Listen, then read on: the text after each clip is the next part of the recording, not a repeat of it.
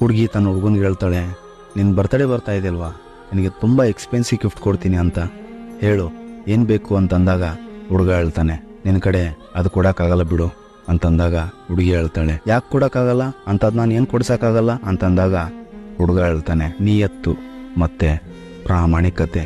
ಅವಾಗ ಹುಡುಗಿ ಏನು ಮಾತಾಡೋದಿಲ್ಲ, ಸೈಲೆಂಟ್ ಆಗೋಗ್ಬಿಡ್ತಾಳೆ. ಬನ್ನಿ ಇಲ್ಲಿಂದ ಹೊರಟೋಗ್ಬಿಡೋಣ ಅಂತ ಅಲ್ಲಿಂದ ಎದ್ದು ಹೋಗ್ಬಿಡ್ತಾಳೆ. ಅವಾಗ ಹುಡುಗ ತನ್ನಲ್ಲೇ ತಾನು ಹೇಳ್ಕೊತಾನೆ, ನಾನು ಹೇಳಿದ್ನಲ್ವ ನಿನಗೆ ಕೊಡೋಕ್ಕಾಗೋದಿಲ್ಲ ಅಂತ. ಹೌದು, ಹುಡುಗ ಎಷ್ಟೇ ಪ್ರಾಮಾಣಿಕತೆಯಿಂದ ಎಷ್ಟೇ ನಿಯತ್ತಿಂದ ಇದ್ರೂ ಕೂಡ ಕೆಲವೊಂದು ಹುಡುಗಿರು ಆ ನಿಯತ್ತು ಆ ಪ್ರಾಮಾಣಿಕತೆ ಅವರಲ್ಲಿ ಕಾಣಿಸೋದಿಲ್ಲ. ಕೊನೆಗೂ ಅವ್ರ ಬುದ್ಧಿ ತೋರಿಸೇ ಬಿಡ್ತಾರೆ.